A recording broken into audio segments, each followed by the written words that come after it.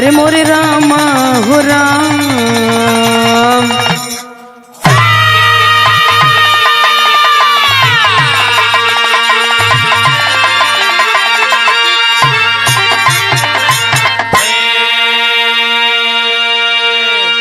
अच्छा बाबूजी, हम गायिका नीतू राज अपने सब साथियों की आवाज में अपने भोजपुरी भैया लोगन के पांव छू के प्रणाम करतनी। ये बिरहा वीर रस का आप लोगन के बीच में छोड़त है। हमें विश्वास है कि आपको पसंद आएगा। पोरस सिकंदर की लड़ाई उर्फ राखी की कीमत, ये बिरहा का शीर्षक मिली।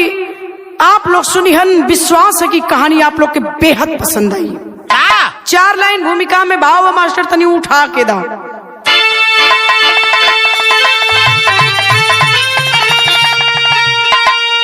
तो चढ़ा हिंद पे विश्व विजयी सिकंदर,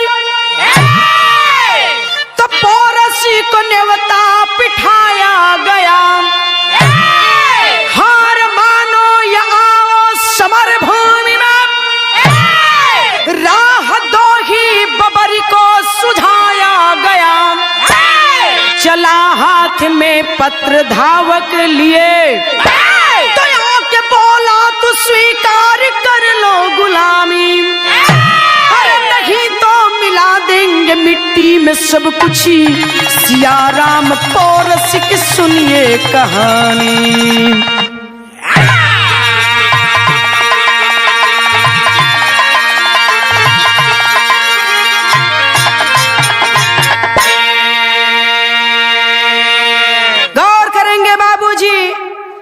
दुनिया को जीतते जीतते विश्व विजेता बादशाह सिकंदर जब भारत पर आया है, और जब भारत की सरजमी पर आया है, उस समय के भारत के राजा पोरस हुआ करते थे।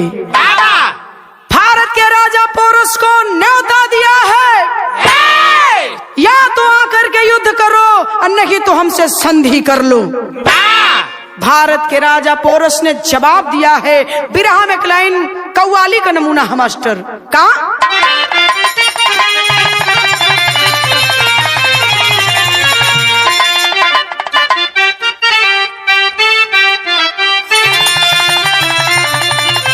यह कव्वाली है।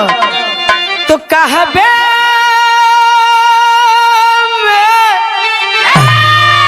तो कहबे जलवा काशी में नजारा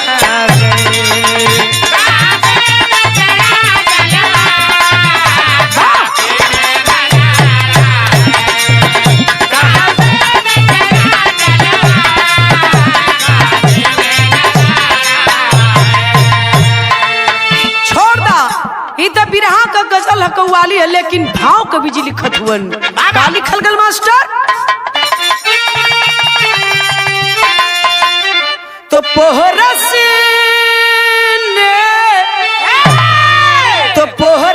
ने पढ़ा पाती, ताती कहली पुकारा।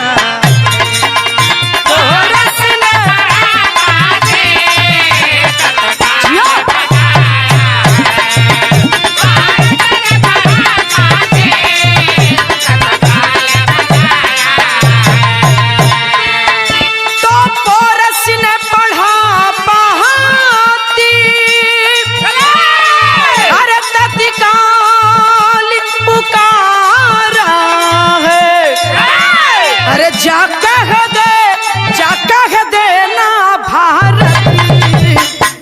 जहानी से प्यारा,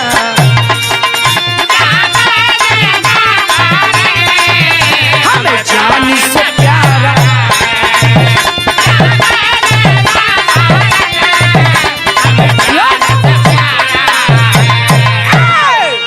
चौने समय पत्र दहले हो लेके धावक पहुंचल राजा हिंदुस्तान के राजा पोरस के पास।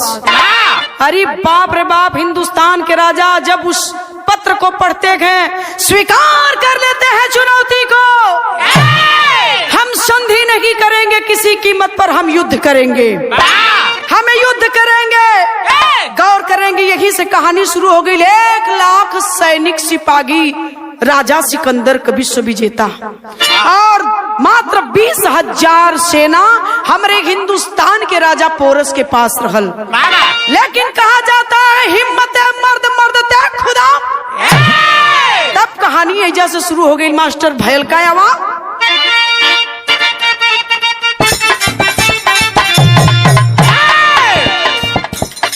किया ऐलान मेरे वीर नौजवान सुने,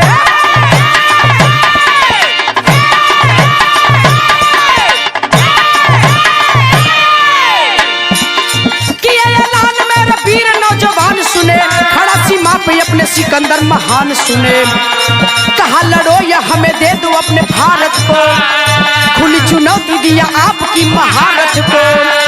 उसे पुरुषार्थ ही अपना आज दिखाना होगा, उसे पुरुषार्थ ही अपना आज दिखाना होगा, उसे पुरुषार्थ ही अपना आज दिखाना होगा। मिटेंगे हम, हमें भारत को बचाना होगा।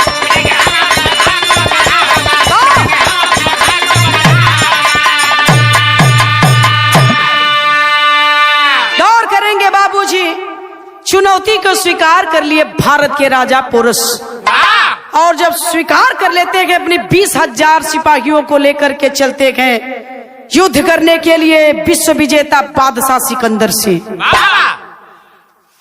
कलन की मिट जाएंगे, मर जाएंगे, लेकिन देश उस सिकंदर के हाथ में नहीं जाने देंगे।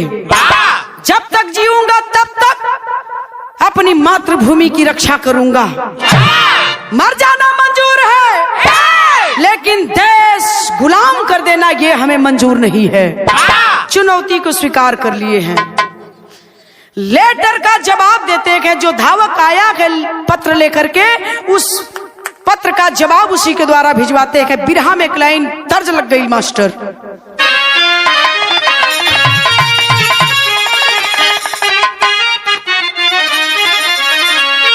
झुलनिया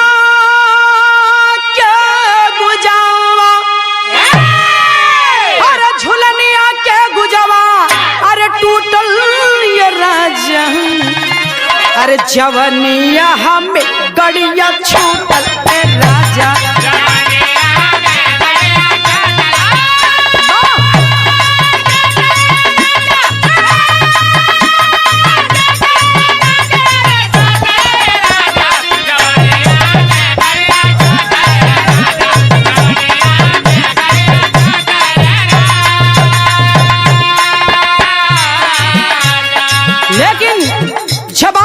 राजा पोरस क्या लिखे हैं? अरे सुनत बतिया छतिया, अरे सुनत बतिया छतिया फाटल ये बाबू, तुरंत पतिया लिखल पाटल ये बाबू।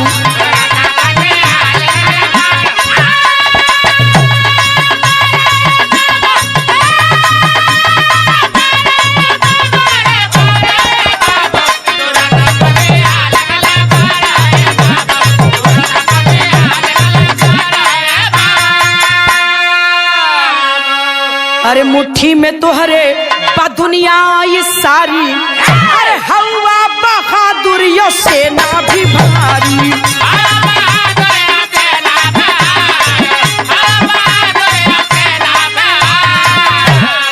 अरे तब लोहा लोहा के, अरे तब लोहा लोहा के काटी या बाबू, पतिया लिखल काटी या बाबू।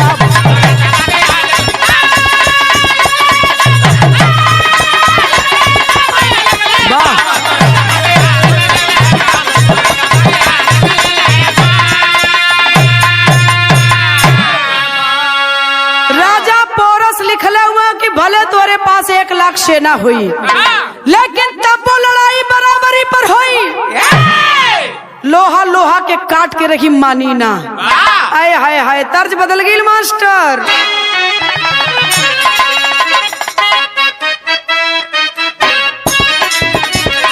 यह गीत बा हम गवनवा नहीं जा, हम गवनवा नहीं जहा, नई नई प्रीत लगल यही रनवा, नई नई प्रीत लगल यही रनवा, हम गवनवा नहीं जा, नई नई प्रीत लगल।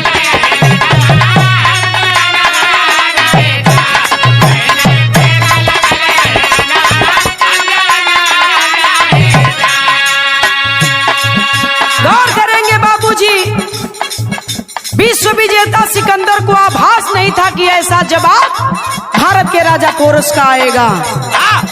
चलल हुवन, जब चलल हुवन तब का भाव कवि जी लिखत हुवन का, जब जवनवा चल ना, जब जवनवा चल ना, कोरस वीर महाबलवनवा, कोरस वीर महाबलवनवा, जब जवनवा चल ना।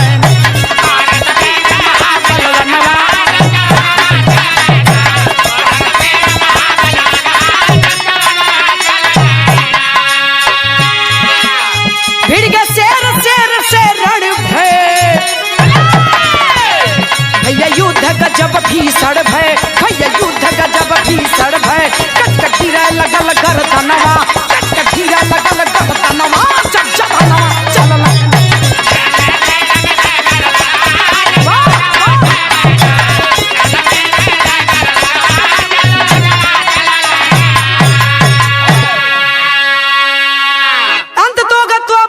परिणाम निकला, दोनों तरफ से युद्ध शुरुआत हो गई। जब दोनों तरफ से लड़ाई छिड़ गई, खटाखट खटाखट कचाकच कचाकच दोनों तरफ से तेगा तलवार चले लगल। मुड़ी तो ऐसे कट के गिरा मालूम पड़ा फुटबॉल ढंगलात बा, कौनो गेना केहरों से फेंकल जात बा, काट काट के गर्दन हो गई, मैदान जंग में गिरे लगल वीरन का।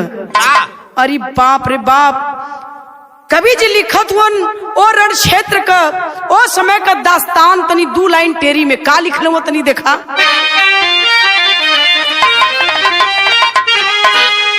अरे जनायल की ओर आई दुनिया, अरे भैया जनायल की ओर आई दुनिया, कोरस सिकंदर में ऐसी हुई लड़ाई लड़ाई लड़ाई।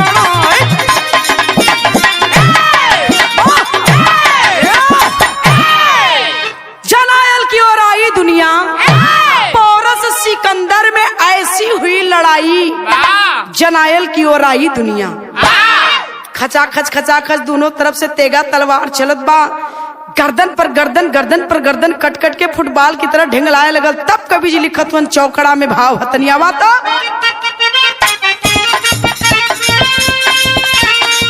अरे एक दिन बीता दुई दिन बीता, अरे बीत गयल कई दिन बखाया, अरे सावन महया गई पूर्णिमा, अरे बड़ा बीच राखी देवा,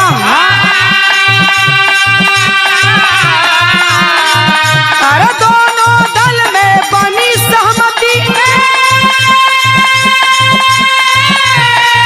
अरे उस दिन नहीं चलेगी हुआ, अरे गजब हुआ उस दिन कोरस संग, आगे का सुनिए इजहार।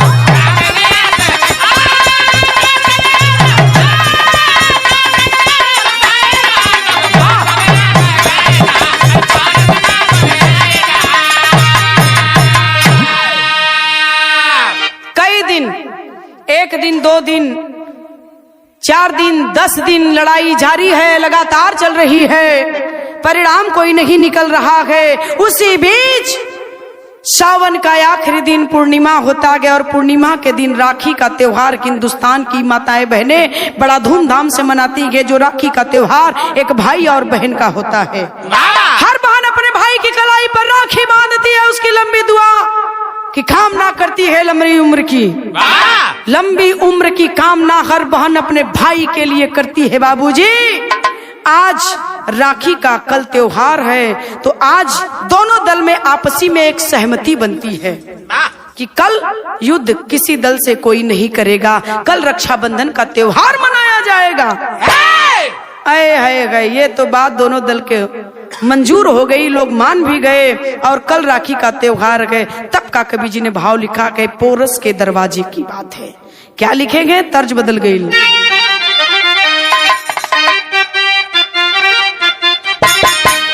छोड़ा तर्ज, भाव बढ़िया है।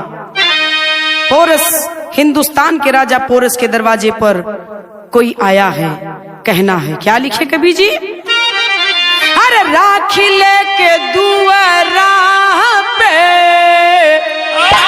अरे राखी ले लेके दुआरा पे आइली बहिनिया हो।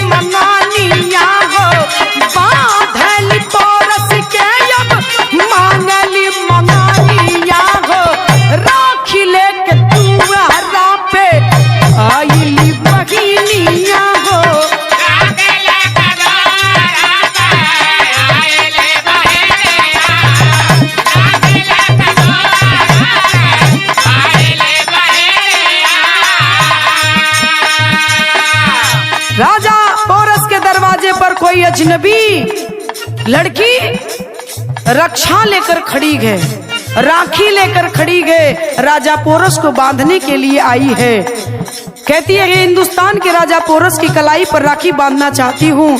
ले गए सिपाही, राजा का आदेश हुआ। अंदर लेकर जब गए, कौन हो, कहाँ की रहने वाली हो, क्यों मुझे राखी बांधना चाहती हूँ? कल उसकी भैया मैं आपकी कलाई पर राखी बांधना चाहती हूँ। आप वीर है, बहादुर हैं और वीरों का मैं सम्मान करती हूँ। कलम कौन हो, परिचय तो बता दे। राखी बांध दे लेगा। जब राखी बांध दे ले है, पूछा तो उनकी परिचय बताओ के है? कहले है का कहले हा? प्रेमिका हई हम जेबा मुदई तोहार हो, मुदई तोहार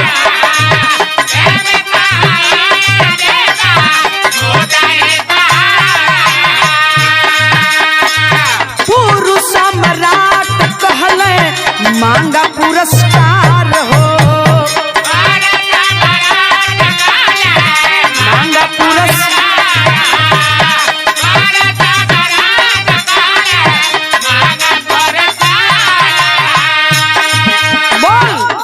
राखी तो बांध देली, हिंदुस्तान के धरती का जौन बहन अपने भाई कलाई पे राखी बांधे ले, भाई कुछ न कुछ होके गिफ्ट देला। क्या चाहिए बहन बोल? मैं जान गया तू मेरे दुश्मन सिकंदर की प्रेमिका के। कलश की हाँ। क्या चाहती है, क्या चाहिए? तब मंगले कहा मास्टर, कहली सजाना देदा जीवनिया हो, कहली सजाना देदा जीवनिया हो, राखी लेके दुआरा पे आइली बहिनिया हो।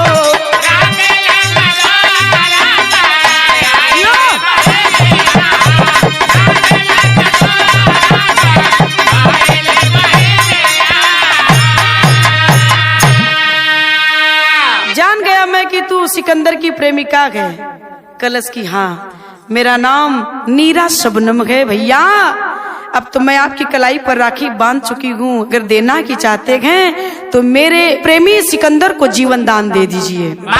वादा करिए मुझसे, मेरे सिकंदर को आप जान से नहीं मारेंगे, वादा करिए।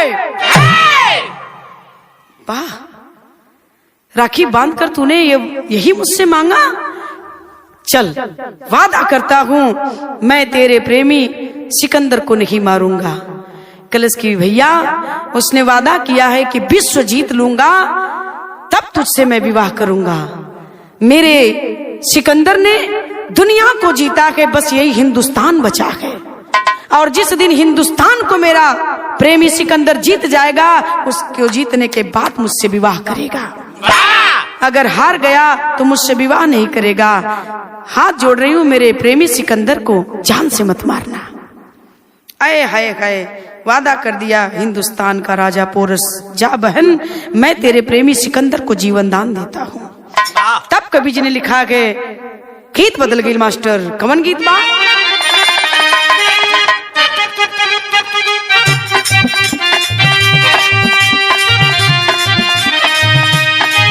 अरे नरई तहल के चिकन मटिया,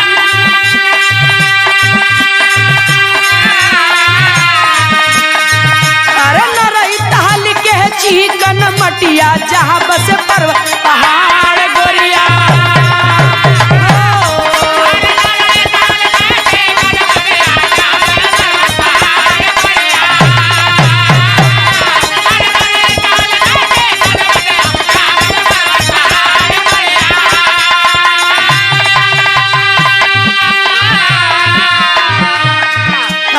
भैया बखनिया के देखे बचनिया,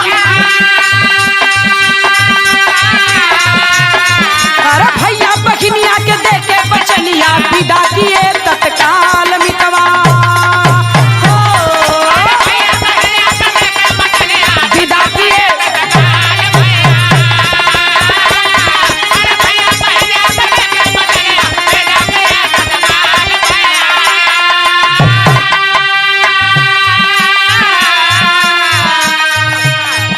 तो दिल में भेद रखा भारी,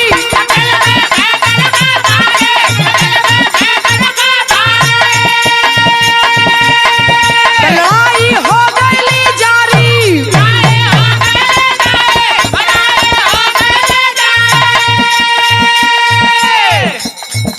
ऊ है नदनिया बनी परसनिया, जाने नहीं संसार में तवा,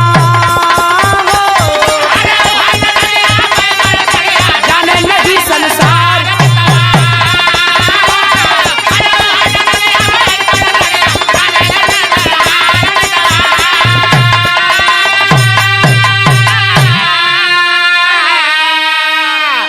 गौर करेंगे राखी का त्योहार बीत गया और दूसरे दिन की बात है, लड़ाई जारी है, युद्ध शुरू हो गया और युद्ध शुरू हो गया, दोनों तरफ से तेगा तलवार चले लगल रण मैदान में, लड़ाई जारी हो गई, लड़ते लड़ते लड़ते लड़ते वो दिन आ गया जब बादशाह सिकंदर और हिंदुस्तान के राजा पोरस का आमना सामना हो गया।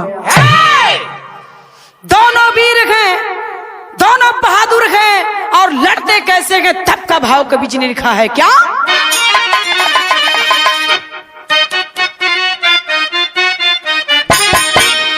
अरे पोरस नौजवान माना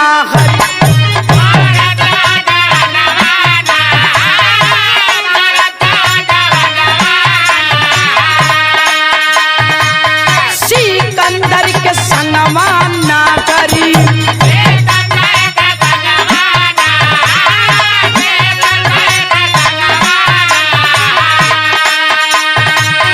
पोरस नौजवान ना करी, सिकंदर के संगमा ना करी, भीड़ न समर में दोनों, भीड़ न समर में दोनों, भइल घमसान ना हरी, पोरस नौजवान ना करी, सिकंदर के संगमा ना करी,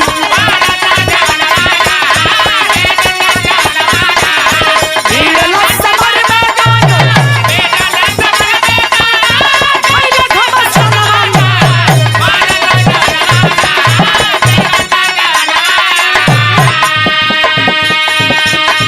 कई दिन बीत गईल घटली घटाना हो,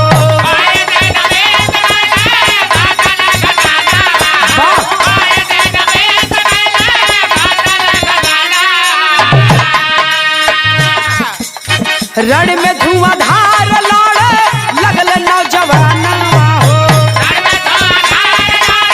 लगल नौजवान,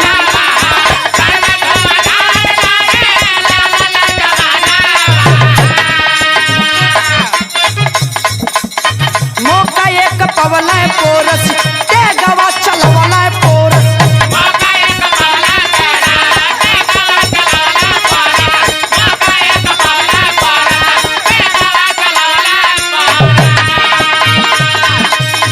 कई के निहत्था उनके, कई के निहत्था उनके, धरती में गिरवल पोरस, तेगवा चलवल पोरस, मौका एक पवल पोरस,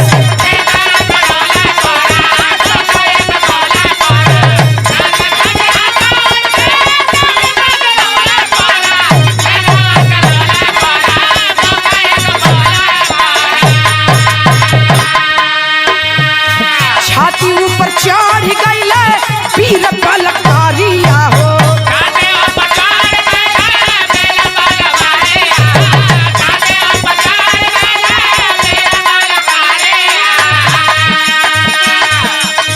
बन के महाकाल खींची निहल कटारिया हो, निहल कटारिया,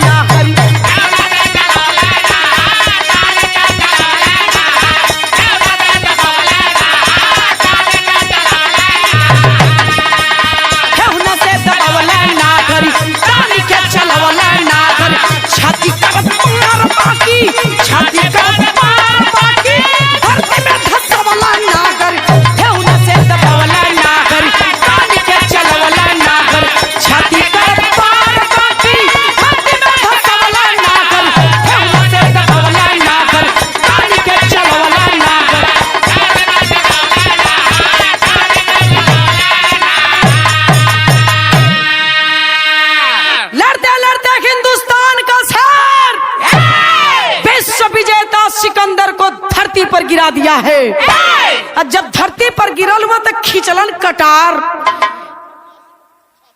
चढ़ गईलन ठेहुना से छाती पर, और वही छाती के ठेहुना से दबौले हुवन। राजा पोरस जब सिकंदर की छाती को घुटने से दबाए हैं, खींच लिए अपनी कटार को, और खींच के कटार जैसे ही चलावे जात हुवन, याद आ गया बहन की उस राखी की बात, नीरा सबनम की। गुस्सा तो बहुत तेज है, लेकिन वो कटरिया के मर्तन अगर तब सिकंदर के सिनेमा के आर पार होके एक बित्ता जमीन में धंस जाता, पार करते हुए एक बित्ता नीचे जमीन में जाती वो कटार, लेकिन पार हिंदुस्तान का वीर। याद आ गई उस बहन की बात को, उस कटार को सिकंदर की छाती में न मार के बगल से धरती पर गाड़ दे। जब धरती में गड़ले हुवन, आँख हो गया विश्व का विजेता बादशाह सिकंदर। ये छाती पर मेरे कटार चलाने की बजाय धरती पर पोरस ने आखिर इस कटार को क्यों धंसा दिया, क्यों मुझे छोड़ दिया, क्यों नहीं मारा, आखिर रीजन क्या है? हाय हाय हाय बाबू। अब इन छोड़ के हिंदुस्तान का राजा पोरस उठल ना हुवन, तब तक पीछे से कोई वार कर देता के।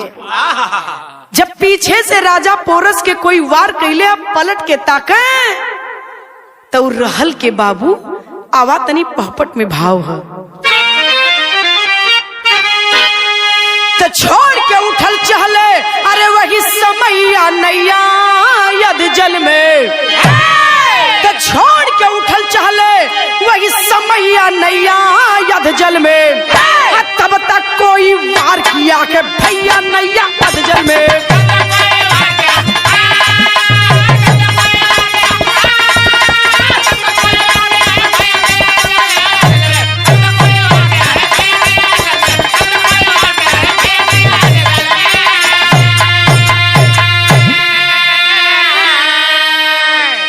पीछे मुड़े तो देख लिए नीरा तलवार चलाई हो, नहीं किएगा वार दिखाकर कहने लगे कलाई हो, का पैबू तू मार के बगनी भैया नैया यदि जल में, अब बंदी बना पोरस को लिए मुदैया नैया यदि जल में। पीछे जब हिंदुस्तान का राजा पलट कर देखता गए तो वार करने वाला कोई और नहीं, वही नीरा सबनम थी बाबू, जिसने राजा पोरस की कलाई पर राखी बांध कर वादा लिया था कि मेरे प्रेमी सिकंदर को नहीं मारोगे। कलाई को दिखाते हैं कि देख पगली, इशारे इशारे में बात हो रही है। आश्चर्य में पड़ा गए, विश्व विजेता सिकंदर धरती पर पड़ा गए, सोच रहा है कि अरे ये क्या दिखा रहे हैं दोनों, आखिर माजरा क्या गए। तब तक सिकंदर के सिपाही हिंदुस्तान के राजा पोरस को बंदी बना लेते हैं। बंदी बना करके सिकंदर के शिविर में लेकर के गए हिंदुस्तान के राजा पोरस को। भारत का राजा बंदी बना लिया गया है बाबूजी। तब कवि जी ने आल्हा में भाव लिखा है, क्या हुआ मास्टर?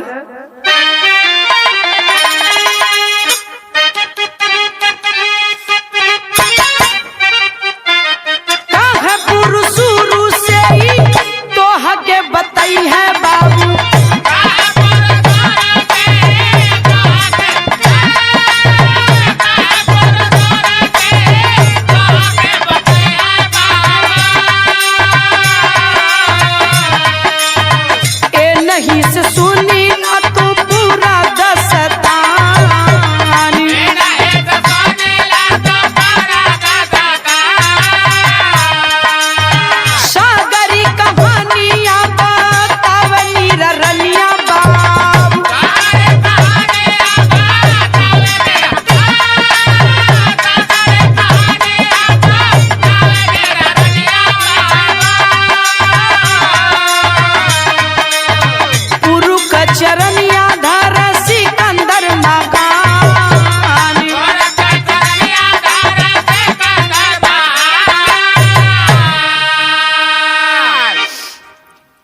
करेंगे बाबूजी। अपने हिंदुस्तान का राजा पोरस जब सिकंदर के शिविर में गया है, जीती हुई लड़ाई हार करके राजा पोरस बंदी बना के सिकंदर के शिविर में है। रात का वक्त है, सिकंदर को नींद नहीं आ रही है, चैन नहीं है। वो तो वही सोच रहा है कि आखिर पोरस ने मुझे मारा क्यों नहीं। चाहता तो मुझे जान से मार देता, आखिर मारा क्यों नहीं। बुलाया कि राजा पोरस को अपने पास सिकंदर ने। आओ ऐ हिंदुस्तान के राजा वीर बहादुर, ऐ राजा पोरस, आओ बैठो। अपनी बराबरी में राजा पोरस को सिकंदर ने बिठाया है। कहा कि एक बात मुझे समझ में नहीं आ रही है, मित्र मित्र। जब मित्र कहा गए सिकंदर, तो पोरस अवाक हो गया कि तुम दुश्मन मेरे मित्र कैसे हो गए। कहा सिकंदर ने कि जो प्राण की रक्षा कर दे वो मित्र नहीं तो और क्या हो सकता है। तुम चाहते तो मुझे मार देते, लेकिन छोड़ दिया, क्यों छोड़ दिया, क्यों नहीं मारा, यह बात मेरे समझ में नहीं आई। बोलो क्या कारण था। नीरा शबनम सिकंदर की प्रेमिका बगल में खड़ी है बाबूजी। कहा राजा पोरस ने, मुझसे क्या पूछ रहे हो, अपनी प्रेमिका नीरा शबनम से पूछो, ये बताएगी तो ज्यादा बेहतर होगा। क्यों नीरा, बता दो अपने प्रेमी को। नीरा शबनम रो रो करके सारी बात अपने प्रेमी सिकंदर को कह रही है कि जिस दिन राखी का त्योहार था, युद्ध विराम था, उसी दिन मैं राजा पोरस के दरवाजे पर जाकर कलाई में राखी बांध आई और मैंने वादा ले लिया कि मेरे प्रेमी सिकंदर को तुम नहीं मारोगे। ये वादा मैंने ले लिया था, यही कारण था कि राजा पोरस ने तुम्हें नहीं मारा। कह रहा है बादशाह सिकंदर, क्या कहा कि मास्टर जरा खड़ी की लाइन है।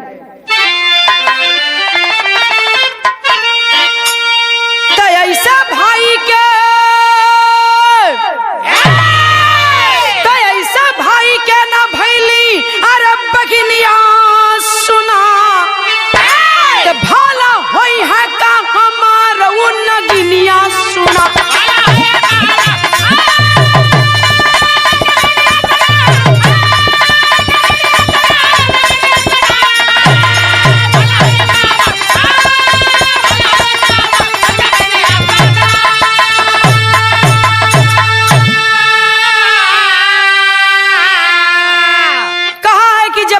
भाई की नहीं हुई तो मेरा क्या होगी। सुन मेरी बात, का कहले हुवन सिकंदर मास्टर, तक कहला सिकंदर ये के दिहल जाई फसिया। अरे सुन पोरस लेवे लगला लंबी लंबी ससिया।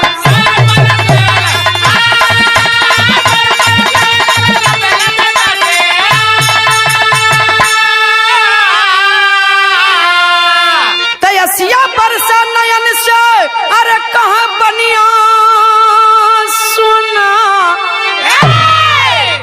सुन करके सिकंदर की बात को राजा पोरस के आंख से आंस चले लगल बाबूजी।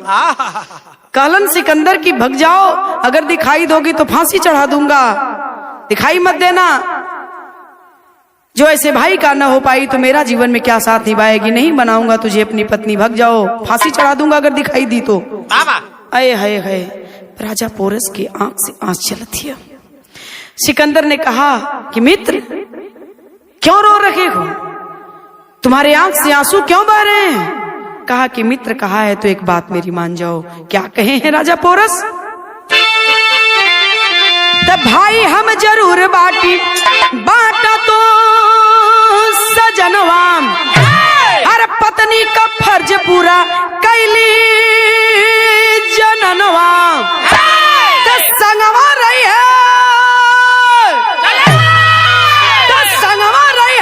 तुम्हारी अरे दुल्हनिया सुना। भला होई है का हमारा नगिनिया।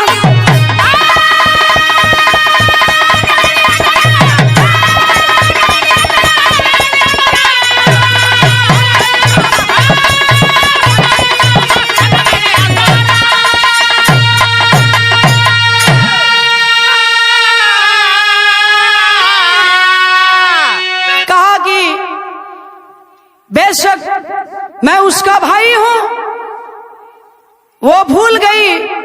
उसने जो भी किया सिर्फ तेरे लिए किया। वही उसका धर्म था जो उसने किया। और मोहब्बत और जंग में सब जायज है मित्र। अपने देवता को बचाने के लिए उसने मुझ पर वार किया और उसी देवता को बचाने के लिए उसने कलाई पर राखी बांधा। कहीं उसे यह आभास हो चुका रहा होगा कि ये मेरे देवता को, मेरे सिकंदर को मार देगा तो मैं आजीवन कुंवारी बैठी रहूंगी। यही कारण था कि वो मेरे दरवाजे पर गई और ये उसने मुझसे मांगा, मैंने उसे दे दिया और तुझे नहीं मारा। भले मैं तेरा मित्र हूँ, लेकिन ऐसी पत्नी, ऐसी जीवन संगनी तुझे दुनिया में कहीं नहीं मिलेगी। मेरी इच्छा है कि तू विवाह कर ले अभी नीरा शबनम से, अगर मुझे मित्र मानता है तो। बाहरे बादशाह सिकंदर पोरस की बात को मानकर नीरा शबनम से विवाह किया और जितना दुनिया से जीता हुआ धन बादशाह सिकंदर के पास था, सारा धन अपने मित्र पोरस को दे करके अपनी नीरा शबनम को लेकर के हार मान करके हिंदुस्तान के राजा पोरस से चला गया, अपने देश यूनान लौट गया। ऐसे ऐसे वीर बहादुर हमारे हिंदुस्तान में हुआ करते थे बाबूजी, जो विश्व को जीतने वाला। आज सिकंदर हिंदुस्तान से हार मान करके गया। तो ये रही कहानी एक बहन और भाई की राखी की कीमत। तो कहानी यही खत्म होती है, खानदान का परिचय है। गुरु बिहारी गुरु रमन ऐसे थे वीर वतन में। अरे श्यामा सीताराम भारत जी, अरे विश्वनाथ क्या मन में, अरे जनायल की ओर आई दुनिया, तनी तू सिया राम का रक्षक सारथ माई।